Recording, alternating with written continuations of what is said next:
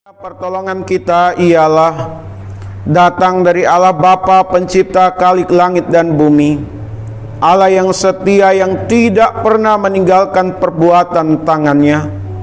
Turunlah atas kita sekalian damai sejahtera dari Tuhan Yesus Kristus melalui persekutuan dengan Roh Kudus.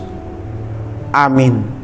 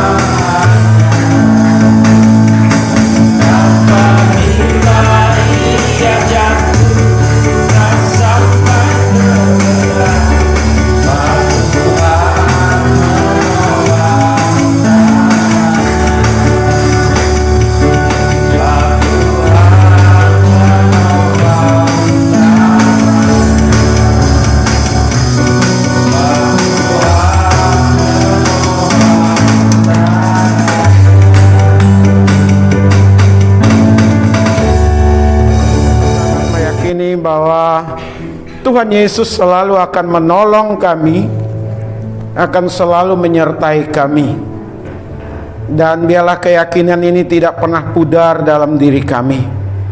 Sebentar Tuhan, kami akan masuk dalam pemberitaan firman-Mu.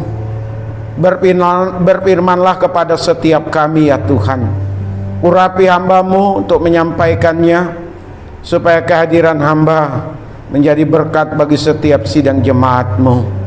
Tidak hanya sidang jemaat-Mu yang diberkati, tetapi hamba juga. Tidak hanya yang ada di ruangan ini yang hadir tatap muka, tetapi juga bagi siapa saja yang mendengar firman Tuhan melalui YouTube. Terima kasih Tuhan Yesus, kami siap untuk mendengar kebenaran firman-Mu. Di dalam nama Tuhan Yesus kami berdoa bersyukur. Haleluya. Amin. Salam. Sidang jemaat yang dikasihi oleh Tuhan. Ya, ini karena Pak Matius untuk yang anak kedua dari Pak Matius.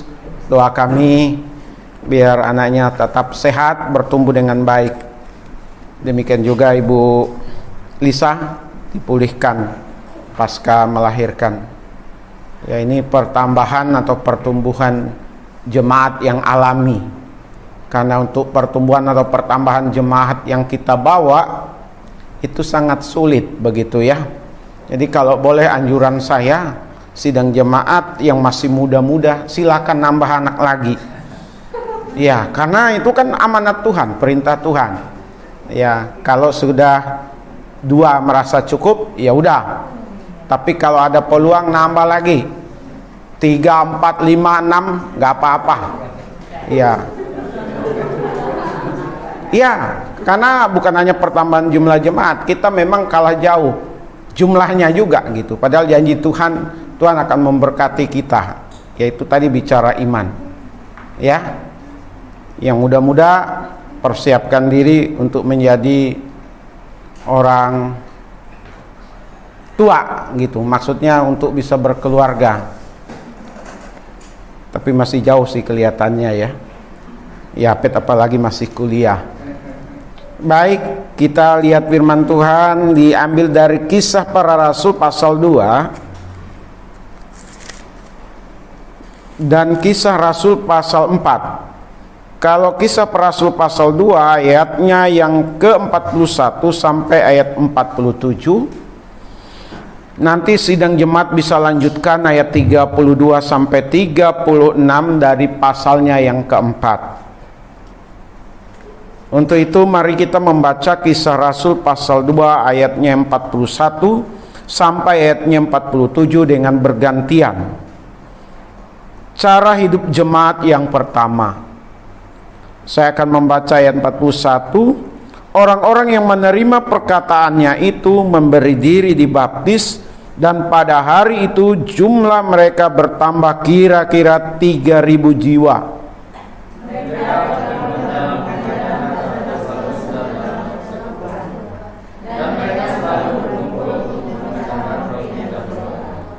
Maka ketakutanlah mereka semua, sedang rasul-rasul itu mengadakan banyak mujizat dan tanda.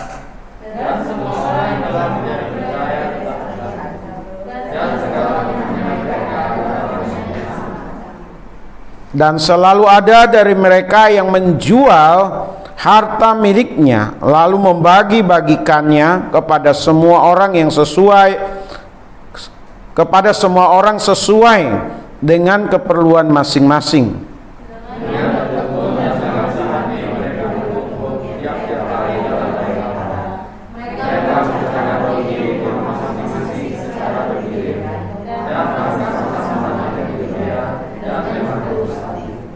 Sambil memuji Allah, dan mereka disukai semua orang, dan tiap-tiap hari Tuhan menambah jumlah mereka dengan orang yang diselamatkan.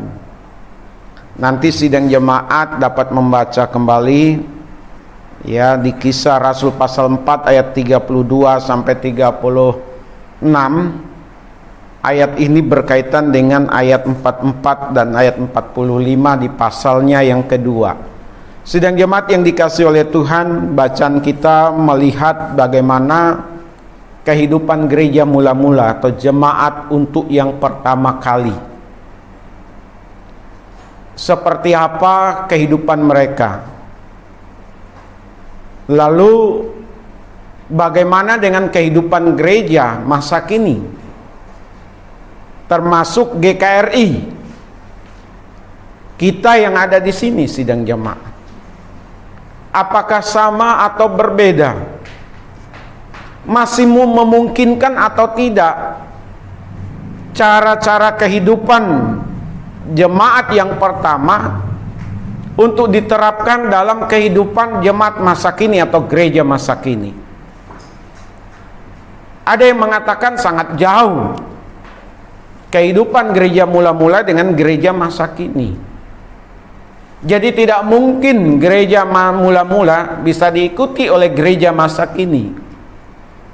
Tetapi bagi saya sidang jemaat, apa yang dipertontonkan, apa yang didemonstrasikan, apa yang diperlihatkan oleh gereja mula-mula, itu sangatlah dimungkinkan dan sangat mungkin untuk dilakukan, dikerjakan, diperbuat oleh gereja masa kini, termasuk gereja kita. Amin.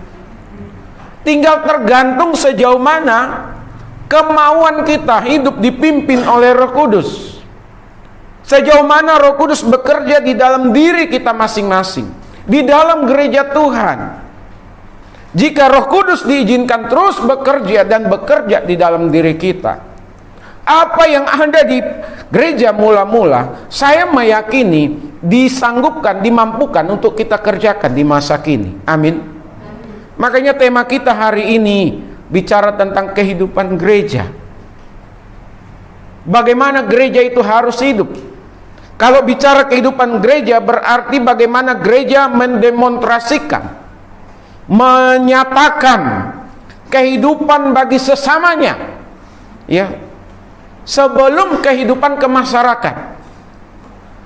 Jadi praktek-praktek itu harus ada di dalam dulu, di dalam gereja, antar jemaat, jemaat dengan gembala, jemaat dengan majelis, majelis dengan jemaat, majelis dengan gembala, demikian seterusnya. Jika ini mampu kita demonstrasikan, mampu kita praktekkan kehidupan gereja mula-mula, maka kita juga akan mampu mempraktekannya di luar dari komunitas gereja. Amin. Amin, sidang jemaat. Ayat ini memang sempat diambil oleh komunis, bahwa milik seseorang menjadi hilang,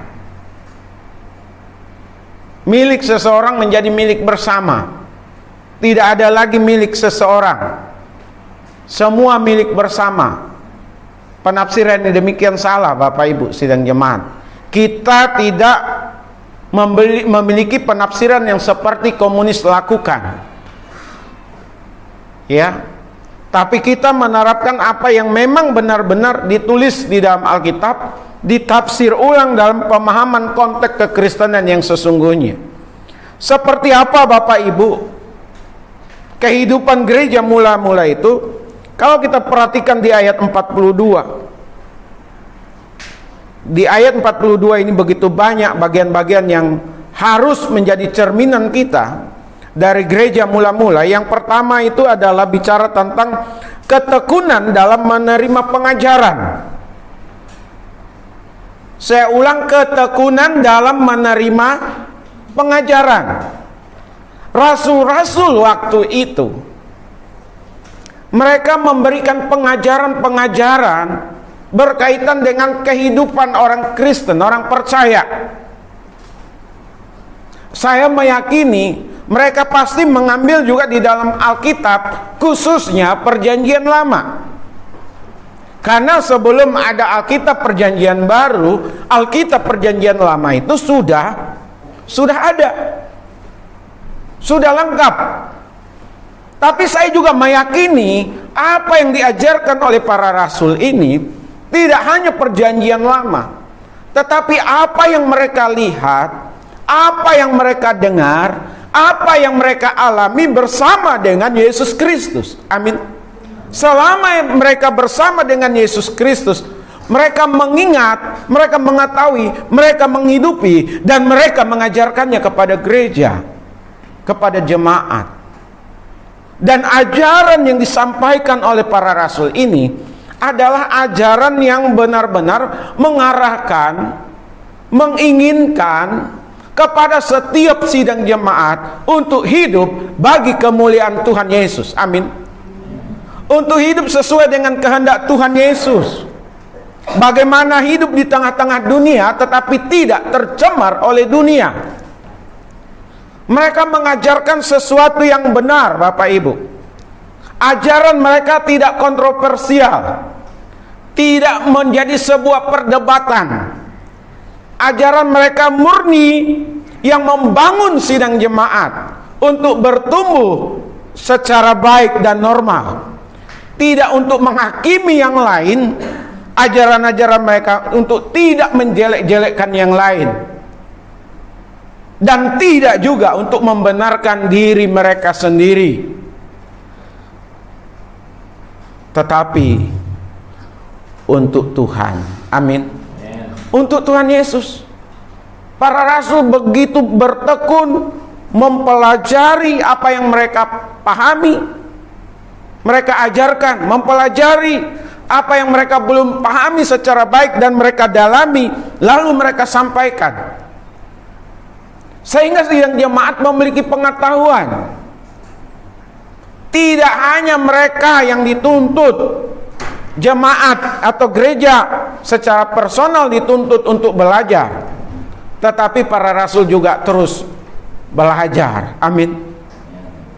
Belajar apa yang harus diajarkan kepada sidang jemaat. Jadi Bapak Ibu jangan anggap enteng pengajaran-pengajaran yang disampaikan di gereja. Kalau gereja kita saat ini selain khotbah sidang jemaat setiap minggu, kita juga ada pemahaman Alkitab. Amin. Kita belajar bersama-sama, bertumbuh bersama-sama, memiliki pemahaman bersama-sama, supaya kita tetap ada pada tujuan Tuhan.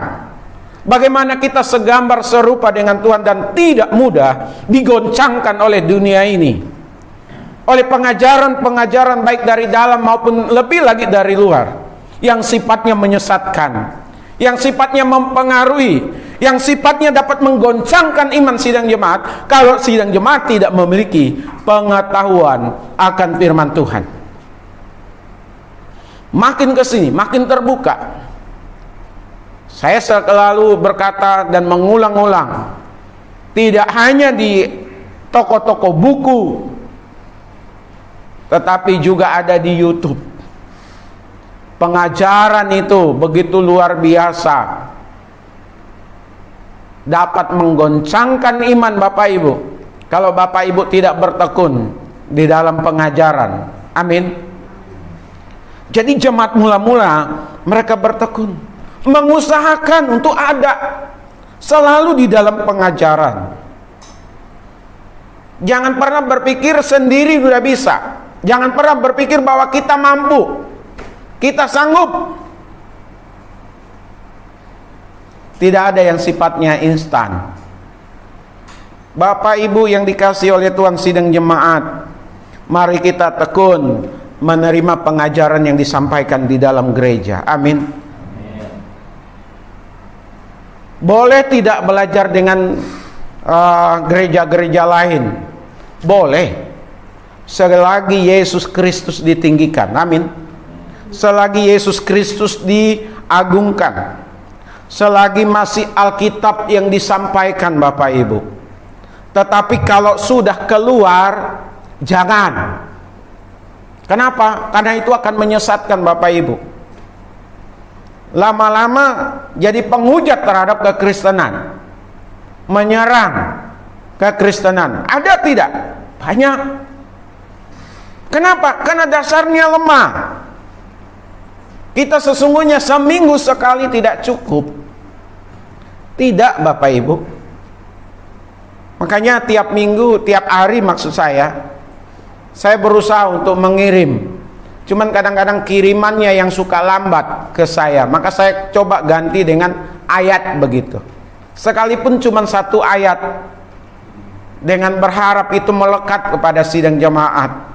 Kalaupun kurang dipahami, kurang dimengerti, telepon atau WA saya atau Pak Matius atau Mama Debbie, kita yang sudah sekolah teologi ya Bapak Ibu. Jangan bertanya kepada orang yang tidak paham Alkitab. Tidak mungkin orang buta menuntun orang buta.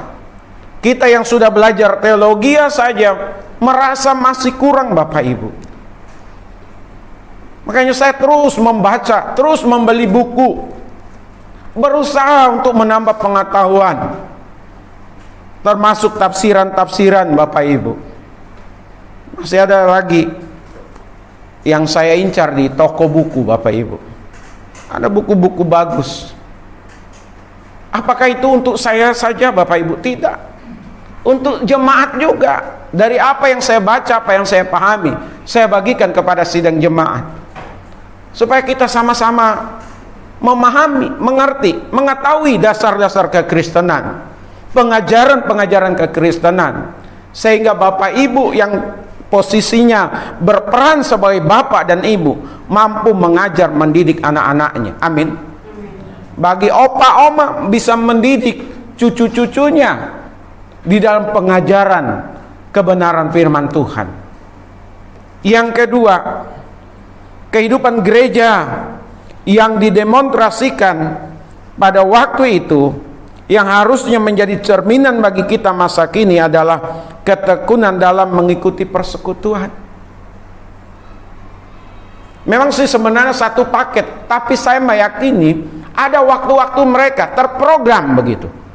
Kalau untuk zaman sekarang itu kurikulumnya terjadwal. Jadi Bapak Ibu dan saya, jika ada persekutuan yang kita adakan, pertemuan yang kita adakan yang bersifat kerohanian, jangan pernah tinggalkan. Amin. Usahakan jika memang memungkinkan untuk selalu hadir, bertekun. Sayang, kita ini tempatnya dari gedung gereja banyak yang jauh-jauh, yang jauh-jauh, yang dekat paling beberapa, kebanyakan yang jauh begitu. Nah, ini juga masalah kendala bagi kita.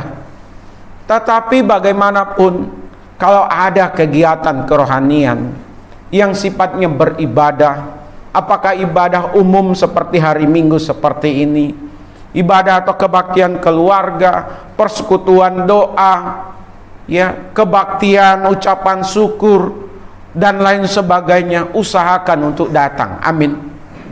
Karena Tuhan mau pakai cara-cara yang demikian untuk membangun kita, untuk menjadikan kita juga satu terhadap yang lain sebagai komunitas orang-orang yang sudah percaya kepada Tuhan Yesus.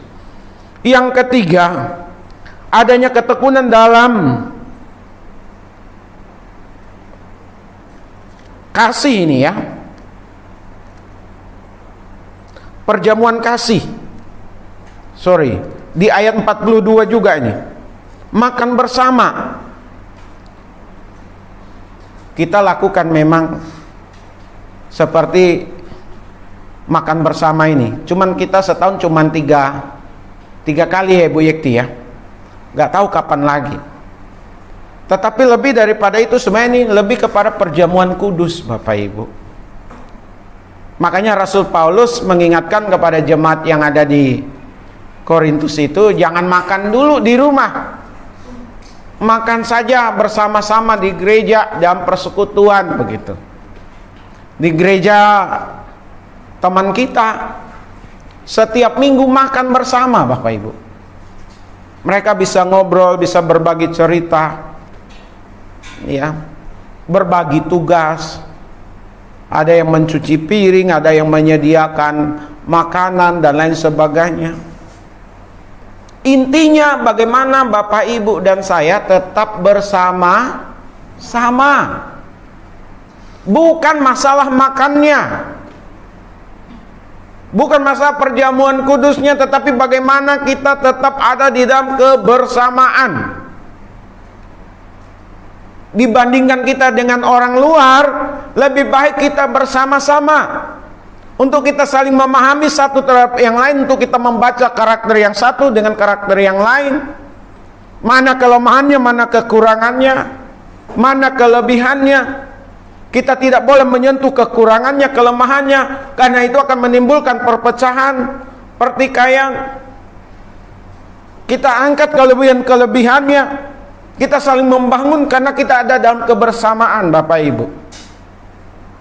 Kalaupun katakanlah tadi kita pakai istilah perjamuan kasih dengan makan bersama, jangan ada merasa karena tidak bawa makanan lalu merasa saya bukan bagian dari persekutuan itu, lalu memilih untuk tidak makan. Jangan, Bapak Ibu. Jangan juga karena kita bawa makanan lalu makanan kita enak, lalu kita mengatakan makanan yang lain kurang enak. Yang lain juga akan tersinggung, Bapak Ibu. Tapi sependapat saya, sepengetahuan saya, apa yang kita praktekkan di sini Kalau bicara makan, mengikuti pola perjanjian gereja mula-mula, Bapak Ibu, saya sih merasakan nggak ada yang kurang dari Bapak Ibu kalau makanannya. Ikan asin saja saya masih kepingin. Ya, nanti di dalam makan bersama ada lagi yang buat ikan asin itu. Ya, apa saja silakan bawa, termasuk mungkin makan daging ular begitu ya. Iya,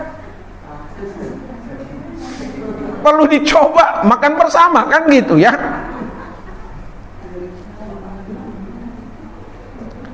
Kita ke Cibubur kemarin, kebaktian Padang, ketemu dengan hamba Tuhan dari Kalimantan. Berawal dari pertemuan Pak Apris dengan orang NTT sesama Timor. Lalu saya coba mendekat, lalu bertanyalah, gerejanya namanya gereja apa, lalu dari mana gembalanya. Disebut gembalanya dari Kalimantan, orang Dayak. Wah, kebetulan dari mana? Dari Landak Kabupaten. Satu bahasa, kita kenalan. Berikutnya saya tanya, ya, udah berapa lama pelayanan? Cukup lama di sana. Ujung-ujungnya, sorry Pak Pendeta, habis dagingnya. Saya bagi ke jemaat-jemaat, saya masak ular, dia bilang begitu. Iya, tapi kan nggak mungkin juga jemaat di sini mau makan ular ya Bapak Ibu ya. Tapi kalau ada saya masak itu, saya sajikan kepada sidang jemaat nggak mau makan, saya yang makan lagi. Ada Pak Matius juga lupa, karena kita pernah makan ular bersama. Tapi kebersamaannya itu Bapak Ibu, yang tidak mau jangan dipaksa, yang mau jangan juga mentang-mentang mau dan suka menghabiskan, yang lain tidak kebagian. Jadi kebersamaan ini penting. Amin. Yang berikut, ketekunan dalam hal berdoa Bapak Ibu, ayat 42 dan ayat 46. Doa pribadi ya, doa keluarga harus, tetapi doa bersama-sama di dalam gereja antar jemaat itu juga sangat-sangat penting. Amin. Saya mau tanya Bu Yekti, minggu keberapa kita doa di sini? Minggu ketiga. Berarti hari ini. Kalau hari ini berarti saya salah jadwal. Saya menyiapkan bahan PA, pemahaman Alkitab. Tapi kalau doa hari ini, coba Bapak Ibu usahakan doa bersama. Hadir, diusahakan. Kita saling mendoakan satu terhadap yang lain. Pergumulan satu terhadap pergumulan yang lain kita bawa, kita angkat kepada Tuhan. Jangan pernah menganggap persekutuan doa itu adalah sederhana dan tidak berdampak apa-apa. Tidak. GKRI dibangun oleh doa, baru bergerak. Saya ulang, GKRI dibangun oleh doa, baru yang lainnya bergerak. Makanya dalam misinya, gereja yang berdoa selain gereja yang mengasihi. Jadi waktu dulu pendiri perintis GKRI udah menetapkan supaya jemaat GKRI di mana saja, selain ada dan rajin doa pribadi, doa keluarga, doa di dalam gereja itu wajib Bapak Ibu.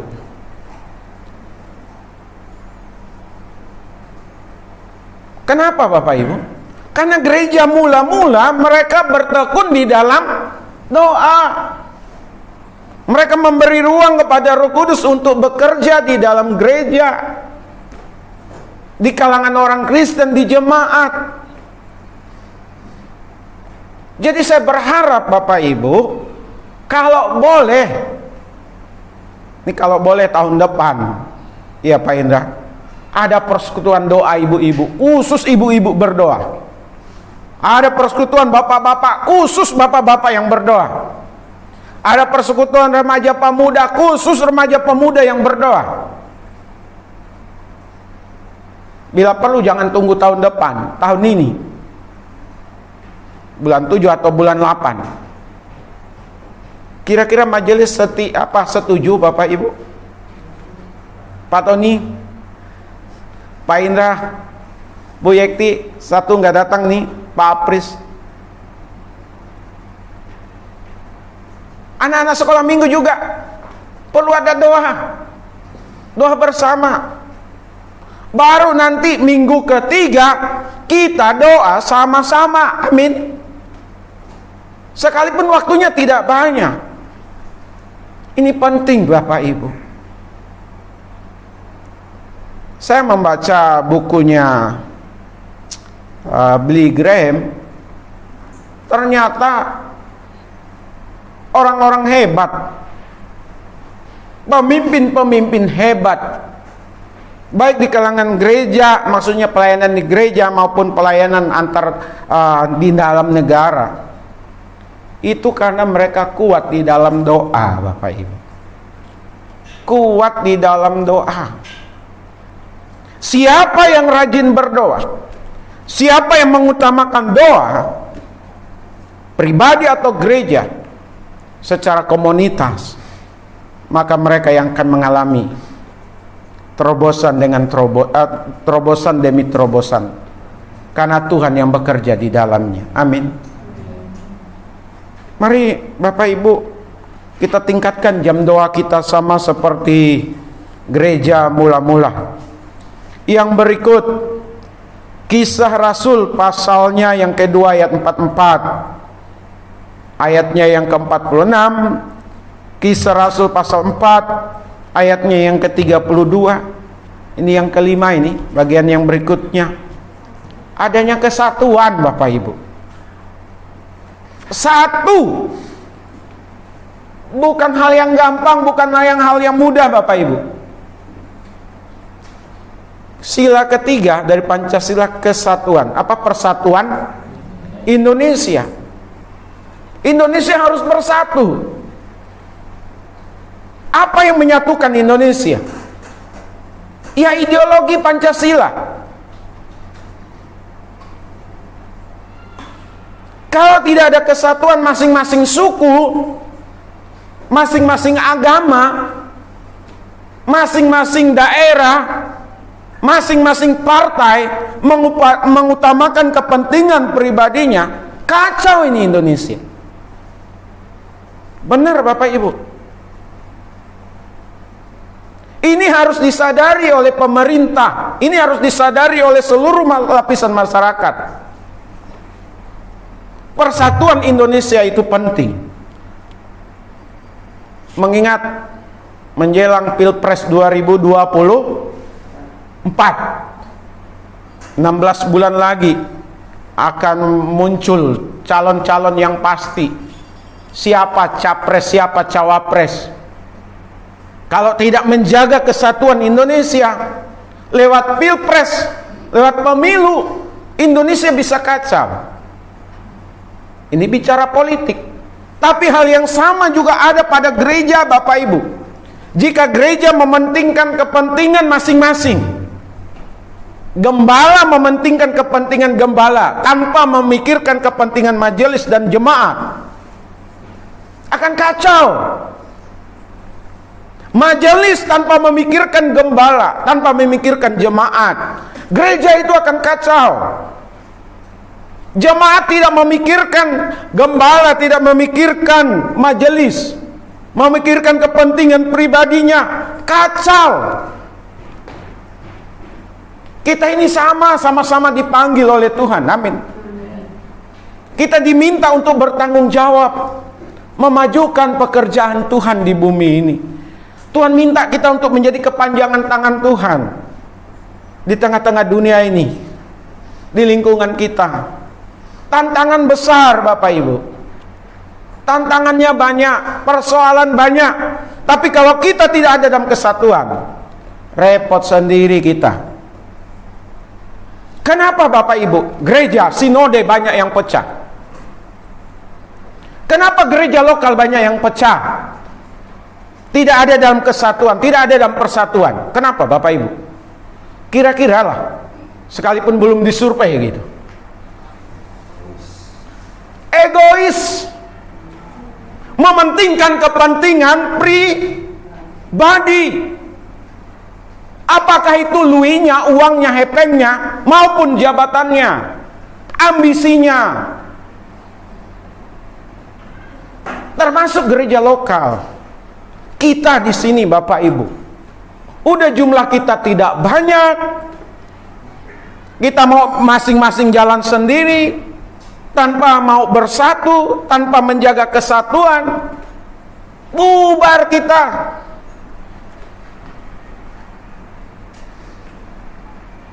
Uni Soviet, siapa yang tidak tahu? Negara besar itu pecah.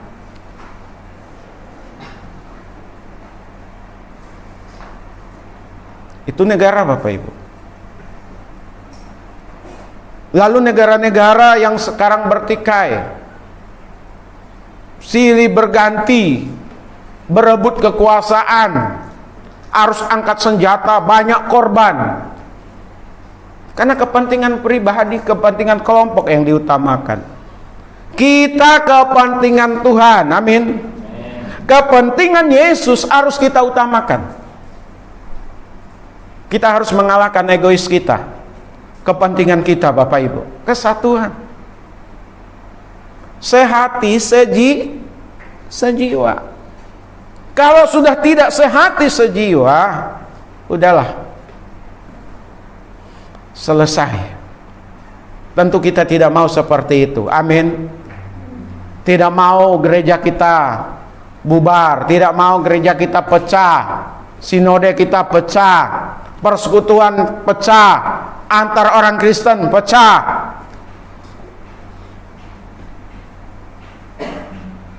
Kalau pakai istilah ormas, udah banyak ormas Kristen Bapak Ibu.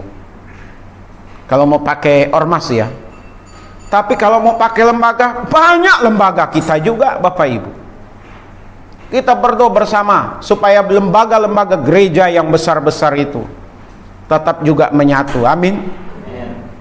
Dari lembaga-lembaga gereja yang besar itu turun ke sinode. Setiap sinode gereja tetap satu, amin. Dari gereja sinode turun ke gereja lokal, tetap ada dalam kesatuan. Doa Tuhan Yesus di dalam Yohanes pasal 17, biarlah gereja itu satu. Menyangkut tujuan. Ini yang saya bagikan bagian yang kelima. Yang keenam, penutup terakhir Bapak Ibu. Terakhir ya, sabar ya. Terakhir, kehidupan gereja, dari gereja yang pertama mula-mula untuk jadi cerminan gereja kita masa kini dan termasuk kita di sini. Adanya kasih satu terhadap yang lain Bapak Ibu. Kisah Rasul 2 ayat 44 sampai 45, Kisah Rasul 4 ayat 32, 34 sampai 37. Perhatikan di situ Bapak Ibu. Nanti Bapak Ibu sidang jemaat cermati. Gereja itu hidup di dalam kasih. Mereka mau berbagi satu terhadap yang lain Bapak Ibu. Mereka punya pandangan yang sudah berbeda. Kalau tadi apa yang mereka punya adalah milik mereka sendiri, mereka yang harus nikmati sendiri Bapak Ibu, dia dan keluarganya, tidak untuk yang lain. Tetapi setelah mereka mengenal Yesus, mereka percaya, masuk dalam persekutuan, mereka mengerti tentang kasih. Lalu kasih itu diterapkan dalam kehidupan mereka. Mereka mau berbagi. Dan pada waktu itu banyak di antara mereka yang berkekurangan Bapak Ibu. Bukan hanya berkekurangan, banyak di antara mereka yang bisnis ekonomi mereka tergoncang karena mereka percaya kepada Tuhan, dimusuhi oleh masyarakat. Tapi mereka mau melihat harta mereka itu bukan milik mereka lagi, Tetapi harta yang ada itu milik bersama yang harus dinikmati oleh orang lain. Maksudnya di sini begini Bapak Ibu, kalau kita lihat contohnya itu. Orang Lewi dibaca nanti di situ, Barnabas ya. Dia jual yang dia punya. Lalu hasil penjualan itu dia serahkan ke gereja, ke rasul-rasul untuk dibagikan kepada orang yang memerlukan. Hebat Bapak Ibu. Hebat, luar biasa. Ananias Sapira juga mengikuti. Mereka jual tanah mereka, harta mereka, tetapi tidak ditaruh sepenuhnya. Hanya atas nama menjual tanah untuk dibagikan kepada jemaat hasil penjualannya, tapi sebagiannya lagi ditahannya.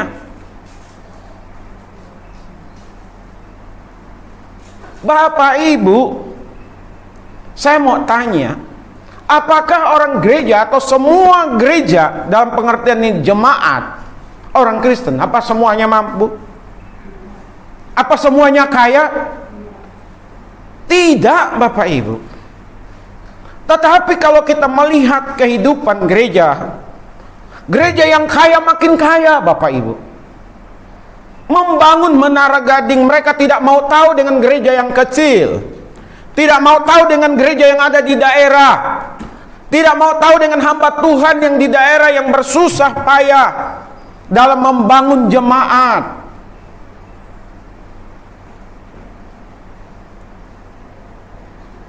Saya angkat ke permukaan kalau ini kehidupan berbangsa bernegara, baru masuk ke gereja Bapak Ibu. Saya buka YouTube tentang orang terkaya di Indonesia, 20 orang terkaya di Indonesia tahun 2020. Triliunan, miliaran harta mereka. Gak tergantikan. Udah berapa tahun itu dia tetap ada pada posisi itu. Sekarang saya bertanya, Bapak Ibu, masih banyakkah masyarakat Indonesia yang susah? Masih banyak. Tapi kalau kita lihat di jalanan, lihat di tol, luar biasa itu. Mobil-mobil mewah yang bergerak mati-matian. Pemerintah membantu masyarakat yang susah dengan KJP, dengan dana BOS, dengan bansos, kartu tenaga kerja. Itu pemerintah Bapak Ibu. Loh, pemerintah kan dari pajak, pajaknya orang kaya, betul. Tapi kan kita juga dipajaki Bapak Ibu, benar? Bapak Ibu belanja ke Indomaret, ke Alfamart, ke hari-hari, Bapak Ibu bayar pajak tidak? Bayar. Beli rumah, beli motor, beli mobil, kena pajak nggak? Kena.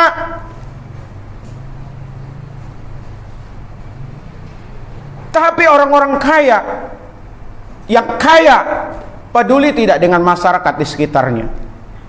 Nggak kenal orang. Mau berbagi gak tidak, mau berbagi tidak mereka. Jarang. Kalaupun ada, ya wajar Bapak Ibu. Wajar mereka tidak mau berbagi. Wajar mereka tidak mau peduli. Tapi tidak wajar kalau di antara mereka itu adalah orang Kristen yang tahu ajaran Tuhan. Lalu kita kembali ke gereja. Sudahkah kita saling mengasihi satu terhadap yang lain? Jangan sampai yang lain kenyang, yang lainnya lapar Bapak Ibu. Jangan sampai yang lainnya sakit, yang lainnya sehat, yang sehat nggak mau peduli sama yang sakit. Mari kita menerapkan firman Tuhan. Bapak Ibu ke gereja ini dipanggil Bapak Ibu dan saya di gereja ini dipanggil untuk hidup dalam kasih. Kalau tidak ada kasih, jangan ke gereja Bapak Ibu. Jangan. Di luar sana aja. Ke gereja kita harus peduli kepada satu terhadap yang lain. Amin. Semampu kita, setulus kita, sebisa kita. Jadi gereja itu Bapak Ibu dalam kehidupannya dia ada di dalam kasih. Mau berbagi satu terhadap yang lain, mau peduli. Puji Tuhan Bapak Ibu, gereja kita di sini ya, sekalipun kita bukan orang-orang yang berduit banyak, bisa untuk makan minum bertahan, ya, di antara kita dan kita semua bukan pengusaha. Gereja kita gereja kecil. Bapak Ibu, kita masih tetap eksis sampai hari ini. Amin. Ada yang tanya kepada saya, Pak Paran dapat berapa pelayanan di Bandengan? Siapa yang mensponsori Bapak? Dipikir saya melayani di sini ini ada yang mensponsori Bapak Ibu? Tidak. Baik itu perorangan maupun lembaga gereja. Sinode GKRI tidak seperti sinode lain dalam pengertian gereja-gereja yang sudah mapan secara struktur organisasi dan lain sebagainya, yang sistem penggajian. Tidak. Gereja kita benar-benar sinodenya otonom, Bapak Ibu. Mau maju silahkan, mau mundur silahkan. Istilah bahasa kasarnya, nggak apa-apa. Ini saya sampaikan di berita di mimbar ini, akan dipublikasi di YouTube Bapak Ibu. Tapi memang itu kenyataan. Kita di sini karena anugerah Tuhan. Amin. Ada beberapa orang yang Tuhan gerakkan untuk perhatian ke gereja kita. Bukan kepada pribadi, tetapi ke gereja kita. Kalau pribadi sekali-sekali ke saya memang ada Bapak Ibu. Tetapi pada saat saya dan keluarga benar-benar memerlukan, benar-benar membutuhkan yang namanya uang, tapi kami tidak pernah membuka mulut kepada orang Bapak Ibu. Kami hanya membuka mulut kami kepada Tuhan.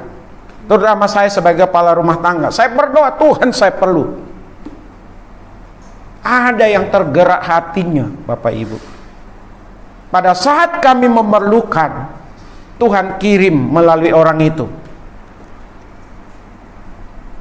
Pernah waktu itu Esther mau masuk, Debbie mau masuk.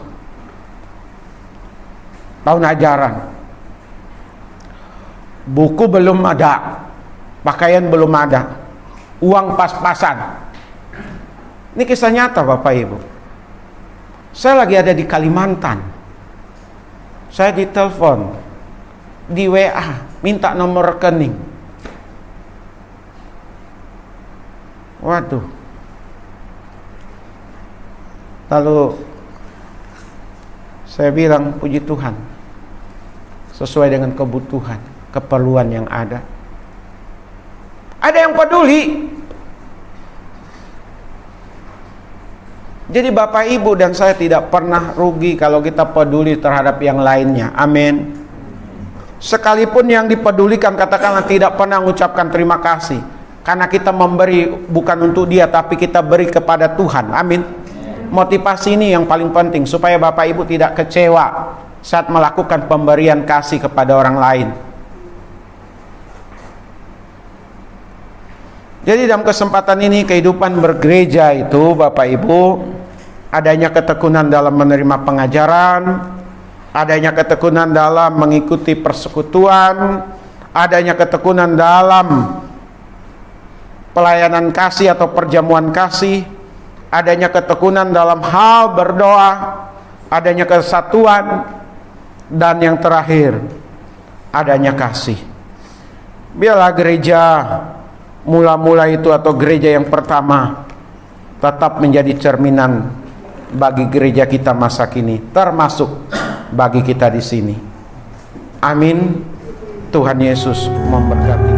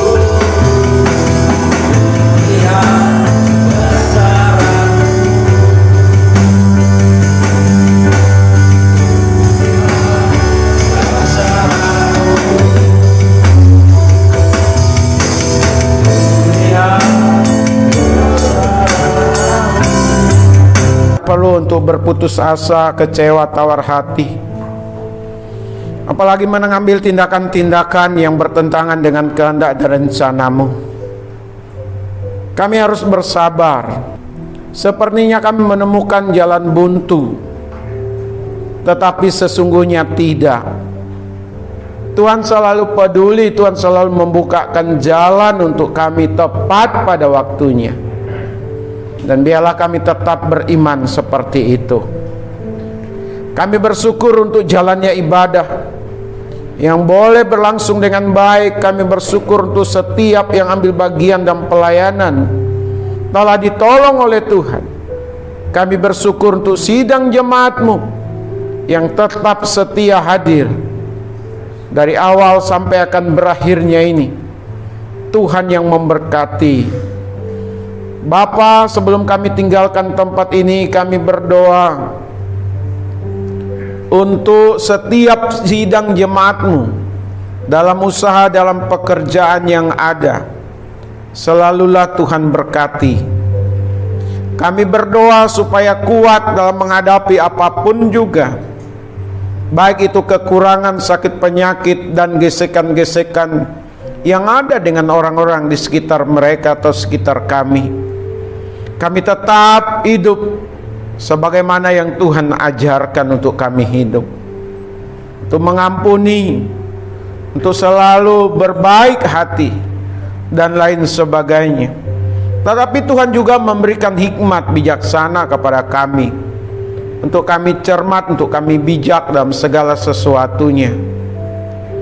Kami berdoa untuk anak-anak dari sidang jemaat-Mu, biarlah mereka boleh naik kelas, dan yang akan mendaftar ke sekolah yang baru, yang dari TK ke SD, SD ke SMP, SMP ke SMK atau SMA, yang dari SMA atau SMK ke perguruan tinggi. Tuhan bukakan jalan ya Bapa, supaya anak-anak dari sidang jemaat-Mu dapat melanjutkan sekolah, dapat melanjutkan kuliah. Tuhan yang sediakan. Kami sangat percaya Tuhan tidak akan mempermalukan kami. Dan biarlah anak-anak dari sidang jemaat-Mu bersemangat untuk sekolah, berprestasi di sekolah Tuhan. Terima kasih, jauhkan juga di pergaulan-pergaulan yang salah, yang keliru. Buka pemikiran anak-anak kami ya Tuhan, supaya mereka berpikiran maju, melihat ke depan, bukan melihat yang sekarang ini. Mereka harus mampu mengantisipasi setiap perubahan yang ada. Kami juga berdoa sekali lagi untuk istri Pak Matius dan anaknya. Biarlah Tuhan yang pulihkan, dan biarlah anaknya bertumbuh berkembang dengan baik. Demikian juga untuk anak dari Pak Puji ya Tuhan. Kami serahkan istri dan anaknya ke dalam tangan kasih kuasa Tuhan. Kami berdoa untuk Pak Amin dan istrinya, yang dimana saat ini istrinya mengandung anak mereka. Tuhan, tetap kami serahkan ke dalam tangan kasih kuasa-Mu, supaya anak dalam kandungan itu sehat, kuat, dan bertumbuh Tuhan, pada saatnya melahirkan dengan baik, dan anak itu juga sehat baik adanya. Kami berdoa ya Bapa di sorga untuk Pak Tony. Tuhan, terus kami serahkan Pak Tony ke dalam tangan kasih kuasa-Mu.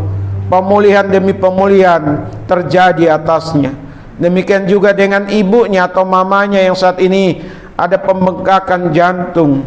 Di dalam nama Tuhan Yesus, tumbuh kembangkan iman dalam diri Oma, supaya Oma berserah penuh kepada Tuhan. Tidak ada yang mustahil di dalam Tuhan Yesus.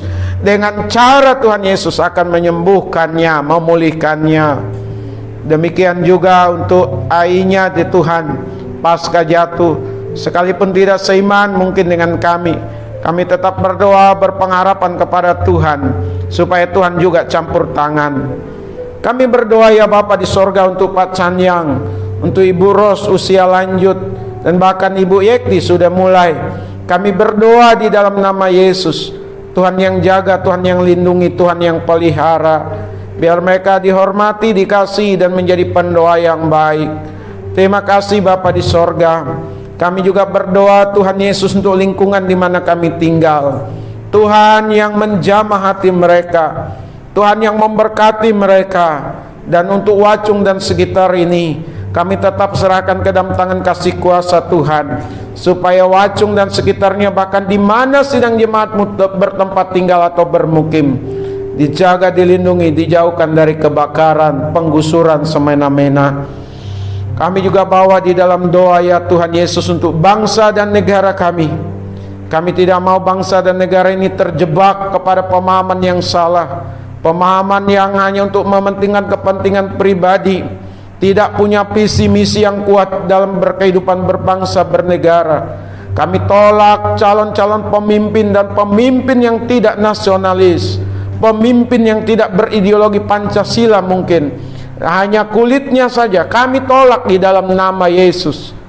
Dan untuk pemerintah yang ada sekarang ini, Pak Jokowi serta gubernur, penjabat-penjabat yang berkuasa, dikontrol, dipimpin oleh Tuhan untuk mampu menjalankan tugas dan tanggung jawabnya dengan baik. Terima kasih sidang jemaat-Mu yang tidak bersama dengan kami hari ini. Kami tetap serahkan mereka semua ke dalam tangan kasih kuasa Tuhan. Untuk Pak Yohanes sekeluarga, untuk Pak Puji sekeluarga, untuk Pak Libu sekeluarga, untuk Pak Ateng, untuk Keli, bahkan untuk Liana yang sudah lama tidak bersama dengan kami. Kami serahkan mereka supaya kembali sekali waktu mereka datang lagi bersama-sama dengan kami di tempat ini. Terima kasih Tuhan Yesus. Tambah-tambahkan juga jumlah bilangan bagi kami, dengan cara Tuhan pakai kami untuk kami membawa jiwa-jiwa baru, baik lewat doa kami, lewat kata-kata kami, lewat perbuatan kami, Ini doa kami, sebentar kami mau pulang tinggalkan tempat ini. Sertai kami dalam perjalanan pulang ya Tuhan. Terima kasih Bapa di sorga, ini doa kami di dalam nama Tuhan Yesus. Kami berdoa dan bersyukur, haleluya. Mari kita bersama-sama mengucapkan doa Bapa kami. Kami yang di sorga, dikuduskanlah namamu, datanglah kerajaanmu, jadilah kehendakmu di bumi seperti di sorga. Berilah kami pada hari ini makanan kami yang secukupnya, dan ampunilah akan kesalahan kami, seperti kami juga mengampuni orang yang bersalah kepada kami. Dan janganlah membawa kami ke dalam pencobaan, tetapi lepaskanlah kami daripada yang jahat. Karena Engkau yang punya kerajaan dan kuasa dan kemuliaan sampai selama-lamanya. Sidang jemaat milik Tuhan, kekasih-kekasih dari Tuhan Yesus, arahkanlah hati dan pikiran dan terimalah berkat yang daripada Allah. Adapun kasih karunia dari Bapa kita di sorga, damai sukacita di dalam Tuhan Yesus, pimpinan penghiburan dari Roh Kudus, menyertai kita sekalian hari ini, besok, bahkan sampai selama-lamanya. Haleluya. Amin.